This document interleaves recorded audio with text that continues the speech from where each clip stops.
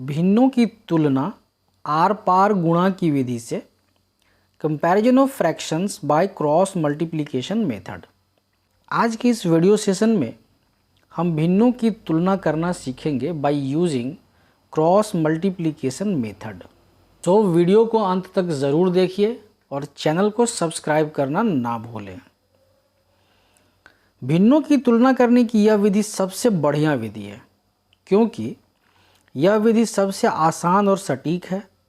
साथ ही इस विधि का प्रयोग भिन्नों की तुलना संबंधी सभी प्रकार के प्रश्नों के लिए कर सकते हैं।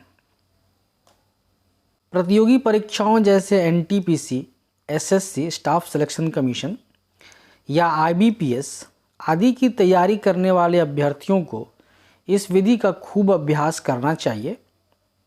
इस विधि से भिन्नों की तुलना पर आधारित प्रश्नों को हल करने में समय की भी काफ़ी बचत होती है।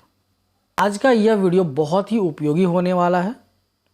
वीडियो को अंत तक ज़रूर देखें। अब सबसे पहले हम यह जानें कि आर पार गुणा या क्रॉस मल्टीप्लिकेशन क्या होता है और इसे कैसे ज्ञात करते हैं। चलिए मान लेते हैं कि हमारे पास दो फ्रैक्शंस हैं, दो भिन्न हैं। एक है a बट्टा बी और दूसरा है c बट्टा डी। जैसा कि हम जानते हैं a बट्टा बी में a अंश है और b हर है, उसी प्रकार c बट्टा डी में c अंश है और d हर है। अब इन दोनों भिन्नों के क्रॉस मल्टीप्लिकेशन या आर पार गुणा का अर्थ है कि हमें a और d को मल्टीप्लाई करना है और b और c को मल्टीप्लाई करना है। दिस मीन्स पहले भिन्न के अंश और दूसरे भिन्न के हर को मल्टीप्लाई करना है और पहले भिन्न के हर और दूसरे भिन्न के अंश को मल्टीप्लाई करना है। दिस मीन्स a बट्टा बी और c बट्टा डी इन दोनों भिन्नों का क्रॉस मल्टीप्लिकेशन होगा a गुणा d और इसका दूसरा भाग होगा b गुणा c। मतलब यह है कि हमें पहले भिन्न के अंश को दूसरे भिन्न के हर से मल्टीप्लाई करना है, उसी प्रकार पहले भिन्न के हर को दूसरे भिन्न के अंश से मल्टीप्लाई करना है। यहाँ a बट्टा बी और c बट्टा डी इन दोनों भिन्नों को क्रॉस मल्टीप्लाई करें तो हमें ज्ञात होता है AD और BC। इसे एक और उदाहरण के माध्यम से समझते हैं। सपोज हमारे पास फ्रैक्शंस हैं 3 बट्टा 5 और दूसरा है 7 बट्टा 2। हमें इसे क्रॉस मल्टीप्लाई करना है, तो सिंपली हम इसे क्रॉस मल्टीप्लाई करेंगे। 3 गुणा 2 6 और दूसरा भाग होगा 5 गुणा 7 35। एक और सरल उदाहरण के माध्यम से क्रॉस मल्टीप्लिकेशन को समझते हैं। सपोज पहला भिन्न है 1 बट्टा 2 और दूसरा भिन्न है 3 बट्टा 4। इसे हम क्रॉस मल्टीप्लाई करें, आर पार गुणा करें तो 1 को 4 से मल्टीप्लाई करेंगे और 3 को 2 से मल्टीप्लाई करेंगे। तो पहला भाग होगा 1 गुणा 4 4 के बराबर और इसका दूसरा भाग होगा 2 गुणा 3 6 के बराबर। अब इस भाग में हम सीखेंगे कि आर पार गुणा या क्रॉस मल्टीप्लिकेशन विधि द्वारा भिन्नों की तुलना कैसे करते हैं, इसका कॉन्सेप्ट क्या है। जैसा कि हमने प्रीवियस स्लाइड में डिस्कस किया था, यदि हमें फ्रैक्शंस दिए गए हैं a बट्टा बी और c बट्टा डी, तो हम इनका क्रॉस मल्टीप्लिकेशन इस प्रकार से करते हैं कि a और d को गुणा करते हैं और b और c को गुणा करते हैं। a और d को गुणा किया तो पहला भाग में मिला a गुणा d और b और c को गुणा किया तो दूसरा भाग में मिला b गुणा c। अब यदि a गुणा d बड़ा है b गुणा c से, तो दिस मीन्स a बट्टा b बड़ा होगा c बट्टा d से। And vice versa. मीन्स यदि A गुणा D छोटा है B गुणा C से, दिस मीन्स A भागा B छोटा होगा C भागा D के। तो क्रॉस मल्टीप्लिकेशन या आर पार गुणा विधि द्वारा भिन्नों की तुलना का यह कॉन्सेप्ट उपयोग करना बड़ा ही आसान है, बड़ा ही सिंपल है। अब भिन्नों की तुलना करने की इस विधि का, इस कॉन्सेप्ट का इस्तेमाल करते हुए कुछ प्रश्नों को हल करना सीखते हैं। पहला उदाहरण लेते हैं। सपोज हमें दो फ्रैक्शंस दिए गए हैं, 2/9 और दूसरा है 7/3।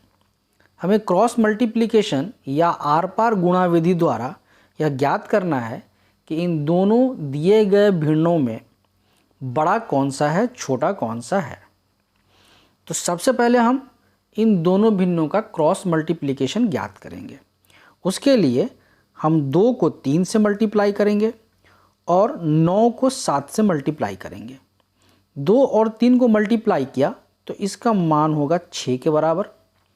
उसी प्रकार से 9 और 7 को मल्टीप्लाई किया तो इसका मान होगा 63 के बराबर। हम देख सकते हैं कि 6 is less than 63। This implies 2/9 छोटा है 7/3 से। तो इस प्रकार हमने क्रॉस मल्टीप्लिकेशन या आर पार गुणा विधि द्वारा 2/9 और 7/3 की तुलना की। अगला उदाहरण है, दिया गया है पहला भिन्न है 11/3 और दूसरा भिन्न है 15/4। हमें क्रॉस मल्टीप्लिकेशन या आर पार गुणा विधि का प्रयोग करते हुए यह ज्ञात करना है कि इन दोनों दिए गए भिन्नों में से कौन सा भिन्न बड़ा है, कौन सा छोटा है। तो सबसे पहले हम क्रॉस मल्टीप्लाई करेंगे। इन दोनों भिन्नों का क्रॉस मल्टीप्लिकेशन ज्ञात करें तो हमें मल्टीप्लाई करना होगा 11 को 4 से और 3 को 15 से। 11 और 4 को मल्टीप्लाई करें तो मान होगा 44। उसी प्रकार 3 और 15 को मल्टीप्लाई करें तो इसका मान होगा 45 के बराबर। अब चूंकि 44 छोटा है 45 से, दिस इम्प्लाइज 11/3 छोटा है 15/4 से। तो इस प्रकार क्रॉस मल्टीप्लिकेशन या आर पार गुणा विधि द्वारा हमने 11/3 और 15/4 में यह ज्ञात किया कि 11/3 छोटा है 15/4 से। अब एक और सिंपल एग्जाम्पल, सिंपल क्वेश्चन के माध्यम से इस कॉन्सेप्ट को समझते हैं। सपोज हमें दिया गया है पहला भिन्न है 10/13, दूसरा है 12/17 और तीसरा है 3/4 और हमें इसे आरोही क्रम में सजाना है, असेंडिंग ऑर्डर में सजाना है। तो सबसे पहले हम ज्ञात करेंगे 10/13 और 12/17 में कौन सा भिन्न बड़ा है और कौन सा छोटा।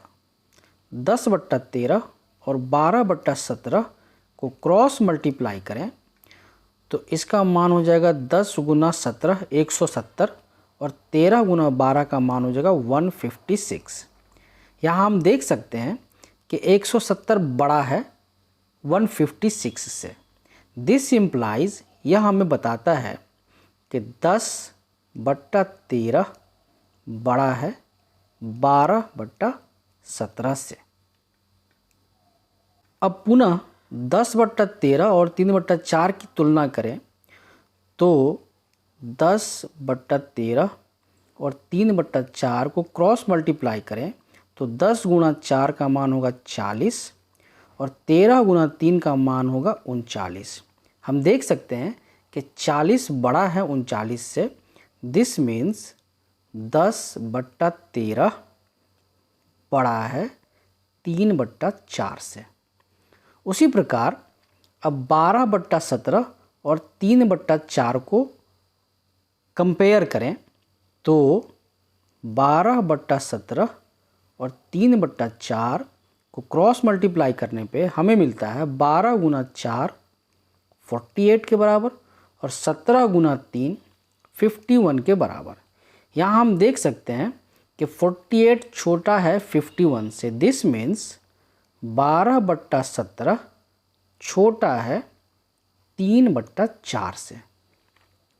अब पहले कंपैरिजन, इस दूसरे कंपैरिजन और इस तीसरे कंपैरिजन के माध्यम से हम कह सकते हैं कि 12/17 छोटा है 3/4 से और 3/4 छोटा है 10/13 से। तो आज के इस बहुत ही उपयोगी वीडियो सेशन में हमने comparison of fractions by cross multiplication method सीखा, भिन्नों की तुलना करना सीखा आर पार गुणा की विधि से।